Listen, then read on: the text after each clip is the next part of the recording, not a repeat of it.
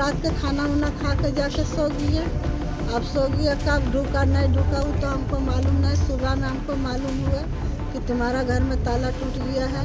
तो घर में देख रहे खाता उता सब बिका हुआ, उसमें 20,000 रुपया रहा और कुछ नहीं रहा। यहाँ पे चोरी हुआ है SSI कॉलोनी हॉस्पिटल के पीछे।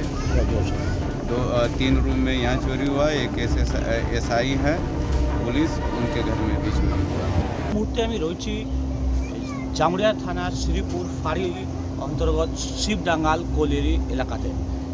সেখানে একটি দুঃসাহসিক চুরির ঘটনা ঘটেছে। পরপর 4টি ঘরে। বছর শেষ হয়ে শুরু হতে চলেছে নতুন বছর, কিন্তু তারপরেও কমছে না দুষ্কৃতীদের উপদ্রব।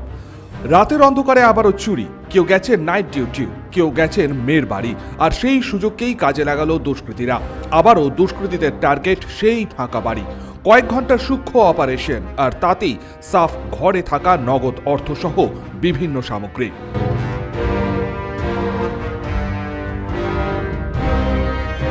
সোমবার রাত্রের এই ঘটনায় আতঙ্ক জামুরিয়ার এসিএল আবাসনে।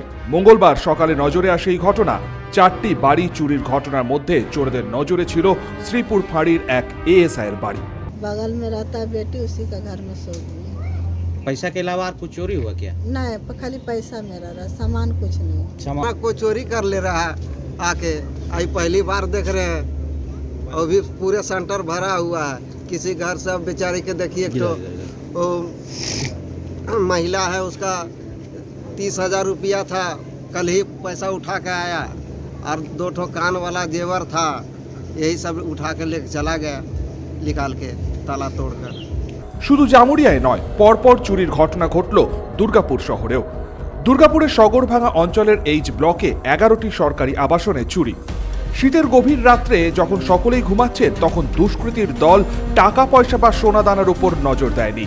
নজর ছিল তাদের পেতলের পাইপলাইনের জলের ভাল্বের উপর। 11টি আবাসন থেকেই দুষ্কৃতীর দল জলের পাইপলাইনের ভাল্ব চুরি করে নিয়ে চম্পট দেয়। স্বাভাবিকভাবেই পানীয় জলের সংকট দেখা দিয়েছে। একাধিকবার ঘটেছে এই ঘটনা। প্রশাসন নজর দিক, দাবি স্থানীয়দের। আমাদের হাউজিং কলোনির যে হাউজিংয়ে যে জল আসে, সেই জল আসার ভাল্বটাকে কালকে রাত্রে হয়তো কেউ চুরি করে নিয়ে চলে গেছে। এই ধরনের ঘটনা এখানে প্রায় ঘটছে। আগে P ব্লকে হয়েছে, R ব্লকে হয়েছে, এবার আমাদের এখানে আমাদের আগের লাইনও হয়েছে, এই লাইনও হলো এখন রিসেন্টলি। এরকম হলে তো সাধারণ মানুষের পক্ষে খুবই অসুবিধা। এটা তো প্রশাসনকে একটু দেখা উচিত। সরকারিভাবে চুরির অভিযোগ দায়ের করা হয়েছে কোক ওভেন থানায়। শুরু তদন্ত। খনি অঞ্চল থেকে শিল্পাঞ্চল, সর্বত্রই কি এখন দুষ্কৃতীদের আঁতুড়ঘর? একের পর এক চুরির ঘটনায় যেমন কপালে চিন্তার ভাঁজ বাড়ছে পুলিশ প্রশাসনের, তেমনি আতঙ্কের পারদ চড়ছে স্থানীয়দের। জামুরিয়া থেকে সঞ্জয় যাদব এবং দুর্গাপুর থেকে সনাতন গড়ার রিপোর্ট, 99 নিউজ বাংলা।